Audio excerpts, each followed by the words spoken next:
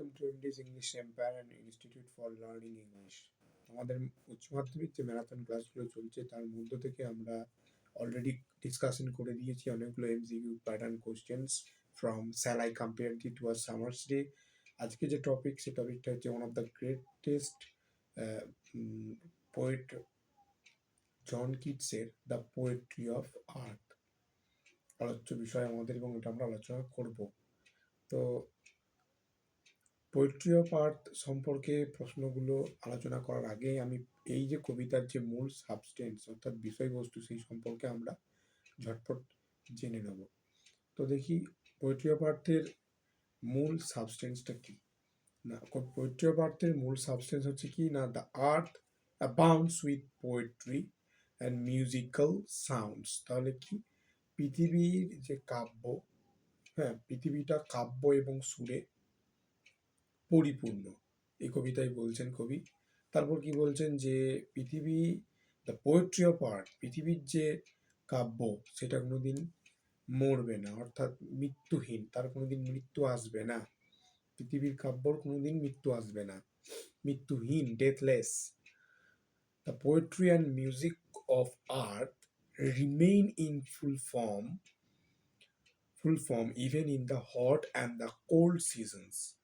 তো যে পৃথিবীর যে কাব্যর যে তোমার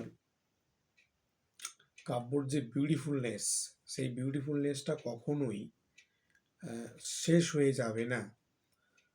সেই যে ঋতুটা হোক গ্রীষ্মকাল বা শীতকাল, তার যে গ্লোরিফিকেশন সেটা কখনোই কমবে না।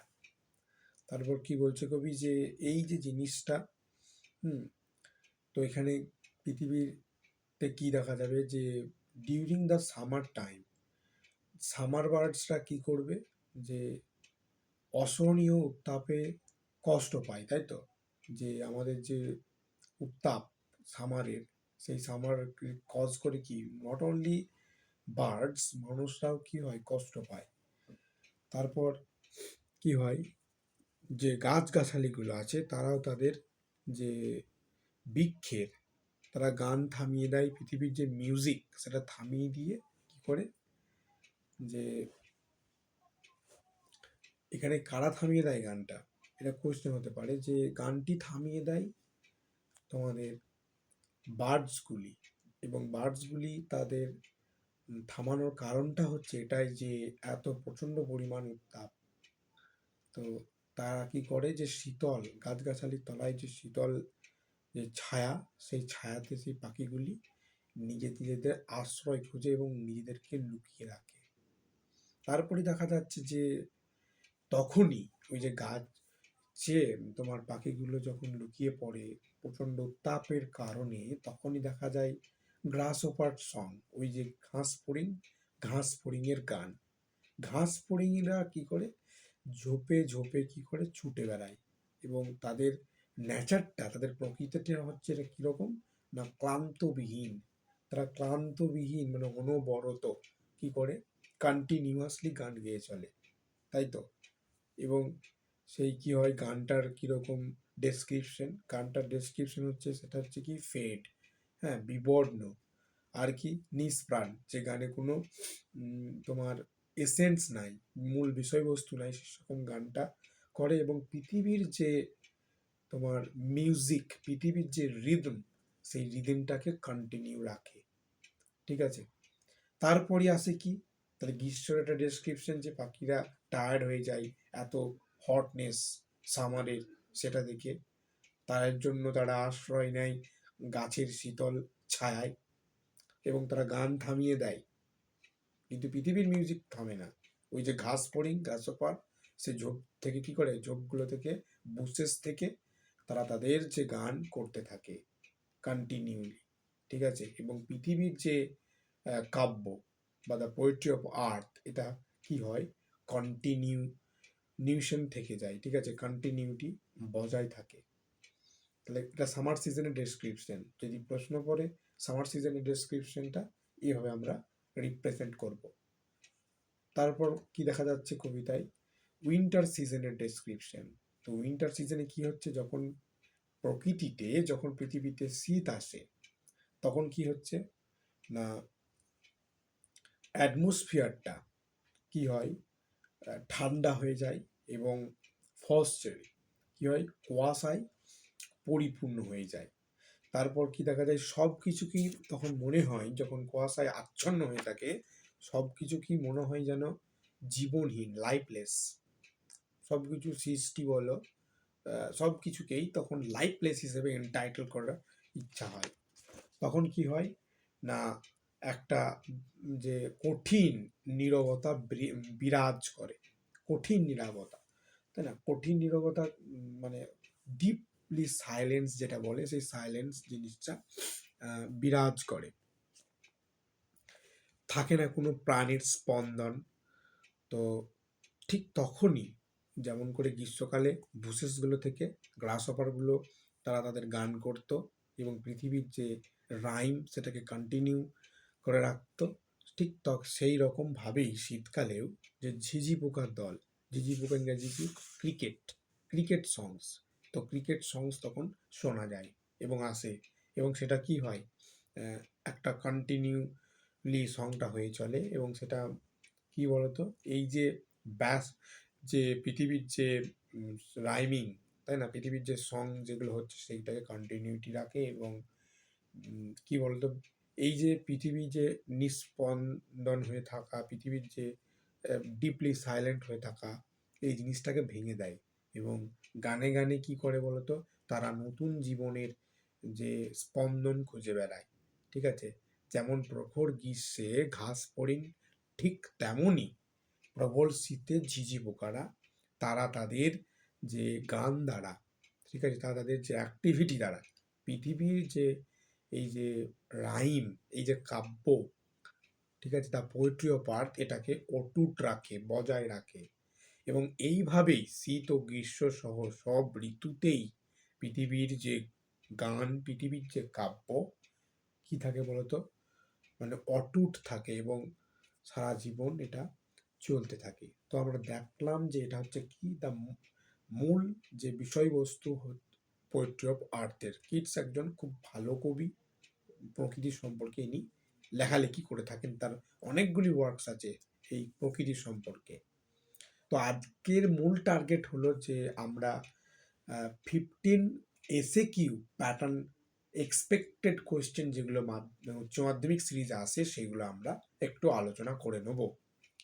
তো দেখি, এর আগে আমি স্যালাই কম্পেয়ার দি টু আর সামার স্টে থেকে আমি যথাসম্ভব এমসিকিউগুলো ডিটেইলে আলোচনা করে দিয়েছি। তো এখন যেটা আলোচনা করব, very short questions and answer, যেটাকে তোমরা বলে থাকো এসে কিউ।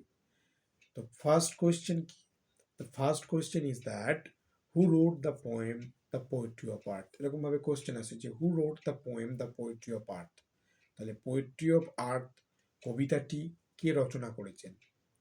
তাহলে এক্ষেত্রে আমি বারবার বলে থাকি, আমি আমার রাইটিং ক্লাসগুলোতেও দেখিয়ে দিয়েছি যে প্রশ্নে যে গ্রামার থাকবে সেই গ্রামারটাই আমরা ইউজ করব উত্তর লেখার ক্ষেত্রে, যে টেন্স থাকবে সেই টেন্সটাই ইউজ করব, নো চেঞ্জ হবে এক্ষেত্রে। এই জিনিসটা মনে রাখতে হবে firstly, then you will write the answer easily. Okay, তাহলে দ্য পোয়েট্রি অফ আর্থ, তাই না? তাহলে এখানে যেটা করব, হুটার জায়গায় কি করব, যে সাবজেক্ট বা যেটা উত্তর সেটা পুট করে দিলাম প্রথমে। তাহলে দেখো, জন কিটস, কবি জন কিটস, তাই না? তাহলে দেখো রোট বলেছে, তাহলে কবি John Keats wrote the poem the poetry of earth within double quote. তাহলে দেখো বেশি কিছু আমাকে করতে হলো না, এখানে এখানে হুয়ের জায়গায় জন কিটস দিয়ে দিলাম এবং যেটা তোমার গ্রামার যে টেন্সে আছে সেই রকমভাবে আমি যেমন বললাম সেই রকমভাবেই আমরা লিখে দিলাম এবং এটা হচ্ছে সঠিক উত্তর তোমার। যদি তোমরা এই রকম এসে কিউ রিলেটেড বা ডাব্লিউএইচ কোয়েশ্চেন সিরিজের তোমাদের কনফিউশনগুলো ক্লিয়ার করতে চাও তো মাস্ট কমেন্ট করো ইন দ্য কমেন্ট সেকশন এবং do subscribe our channel to get update with this question and answer series. Okay, তো আমি এর আগেও ডিসকাস করে দিয়েছি, যদিও তোমরা যদি বলো এগুলো আমি বোর্ড ওয়ার্ক করে দেখিয়ে দেবো। তো দেখি সেকেন্ড কোয়েশ্চেন, ফার্স্ট কোয়েশ্চেন উত্তর তাহলে পেয়ে গেলাম, জন কিটস রচনা করেছেন। দ্য পোয়েট্রি অফ আর্থ কবিতাটি। সেকেন্ড কোয়েশ্চেন দেখি, what kind of poem the is the poetry of earth? Poetry of আর্থ কি ধরনের কবিতা? ধরন আছে না, সনেট হয়, ওড হয়, এলিজি হয় এবং ড্রামাটিক মনোলগ হয়, এরকম টাইপে কবিরা লিখে থাকেন জেনারেলি। তো পোয়েট্রি অফ আর্থ 14 লাইন্স আছে, গুনে দেখে নিতে পারো একবার তোমরা তোমাদের টেক্সটটাকে। তো 14 লাইন্সের কবিতা থাকলেই আমরা কনসিডার করি কি না, সেটা হচ্ছে সনেট। তাহলে উত্তরটা লিখো, the poetry of earth is a sonnet. বানান ভুল করা যাবে না, বানান ভুল একটা বড় ফ্যাক্টর। ওকে, বানান ভুল করলে তোমাদের নাম্বার মাইনাস হবে। 3 নম্বর কোশ্চেন দেখি, what kind of sonnet is the poetry of earth? Poetry of আর্থ কি ধরনের যে যে 14 লাইনের যে কবিতা অর্থাৎ সনেট, কি ধরনের সনেট? তো বলতে পারি যে সনেটের অনেকগুলো ভাগ আছে। হ্যাঁ, শেক্সপিয়ার লিখতেন একটা প্যাটার্নে, তো সেটাকে বলা হতো কি এলিজাবেথিয়ান সনেট অথবা শেক্সপিয়ারেন সনেট। ওই পিরিয়ডে লিখতেন তিনি গোল্ডেন এরাতে, গোল্ডেন এজেতে, সেটা কনসিডার হতো এলিজাবেথিয়ান সনেট বা শেক্সপিয়ারেন সনেট হিসেবে। এছাড়াও পেট্রার্কিয়ান সনেট প্যাটার্নে পাওয়া যায়, ঠিক আছে, পেট্রার্কিয়ান সনেট তো আছে, তো সেই পেট্রার্কিয়ান সনেট হচ্ছে এই কবিতাটি। তো লিখবো উত্তরটা কি, the poetry of earth, okay, is a regular Petrarchan sonnet. Petrarchan spelling কি sir? PETRARCHAN, Petrarchan sonnet. Number 4 question দেখি, what does the poet mean by the poetry of earth? কবি পৃথিবীর কাব্য বলতে কি বুঝিয়েছেন? এই কোশ্চেনটা ভেরি ইম্পর্টেন্ট, যে কবি পৃথিবীর কাব্য বলতে কি বুঝিয়েছেন। না, কবি পৃথিবীর কাব্য বলতে বুঝিয়েছেন যে প্রকৃতির যে সঙ্গীত, এই সঙ্গীতটিকে। তাহলে উত্তরটা কি লিখবো না, the poetry of earth, does ছিল যেহেতু, সেহেতু এখানে লিখবো the poetry of earth refers to the natural music of the earth, refers to the natural music of the earth. Number 5, which insects are mentioned in the poem The Poetry of Earth?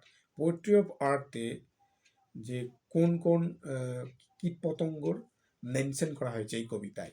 তো আমরা জানি যে summer সিজনে তোমার গ্রাসওপার, তাই না, ঘাস ফড়িংকে বর্ণনা করেছে, এবং দ্বিতীয় ইয়েতে যদি বলি উইন্টার সিজনে আমরা দেখতে পেয়েছি ক্রিকেটকে। তাহলে দু ধরনের পোকা আমরা দেখতে পেয়েছি, তাহলে ইজিলি আমরা লিখবো the grasshopper and the cricket.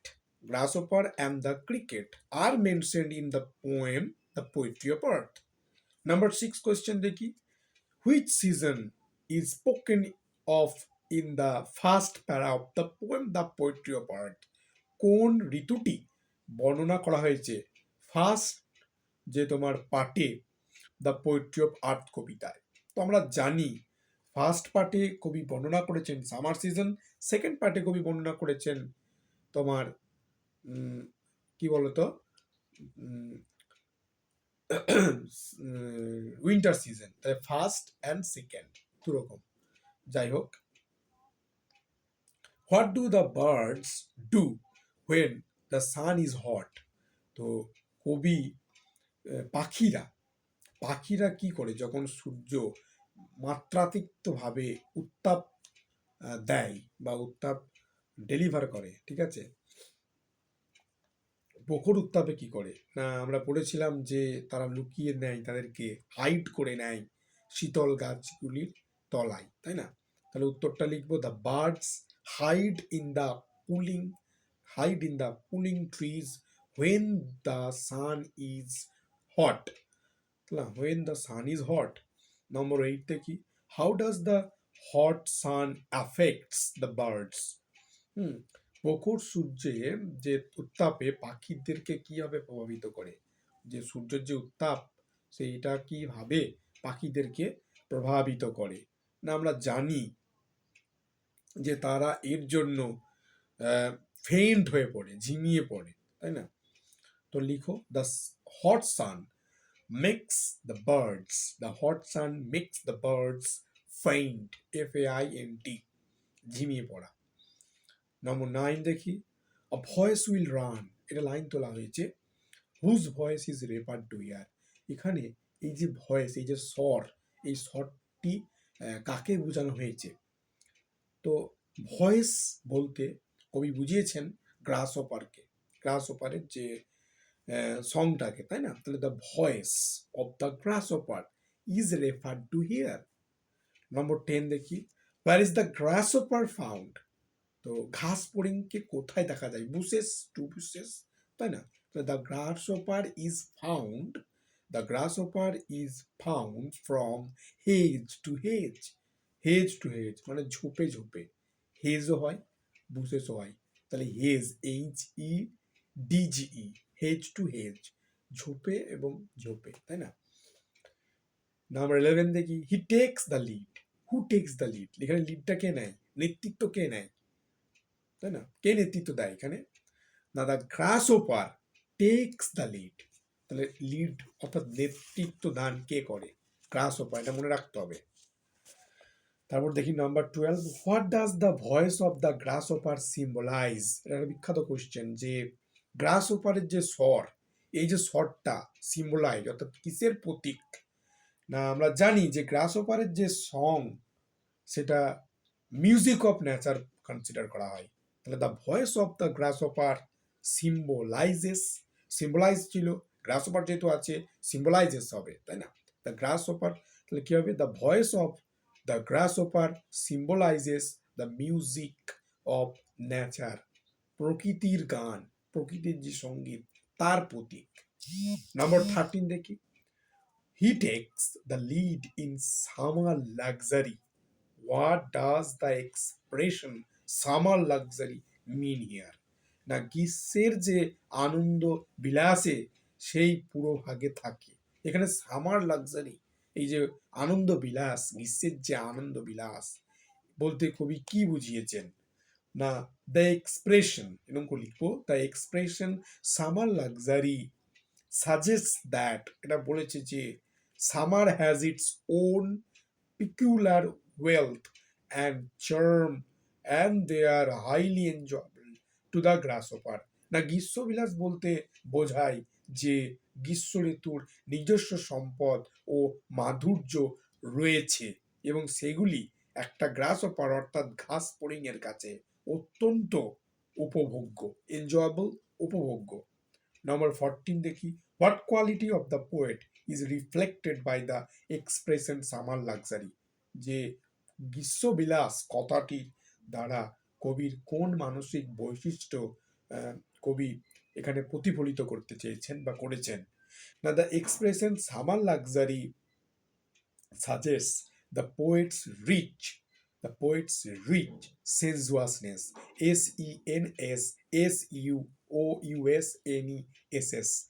SENSUOUSNESS, okay, UOUSNESS,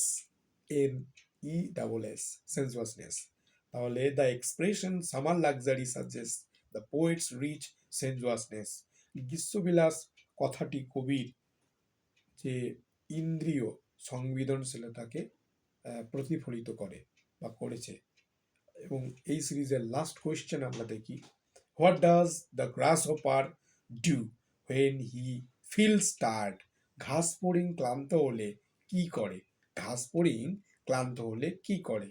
না, দ্য গ্রাসহপার রেস্ট, সে বিশ্রাম নেয়, ঘাস ফড়িং বিশ্রাম নেয়, at is beneath some pleasant weed when it feels tired, তাহলে ঘাস ফড়িং ক্লান্ত হলে মনোরম যে আগাছা মানে লতা, লতার তোমার নিচে স্বচ্ছন্দে আর নিজের আনন্দে বিশ্রাম নেয়। Thank you for watching this video, please support and do subscribe our channel, and তোমাদের কোনো ডাউট থাকলে মাস্ট কমেন্ট। তো thank you for watching once again, thank you.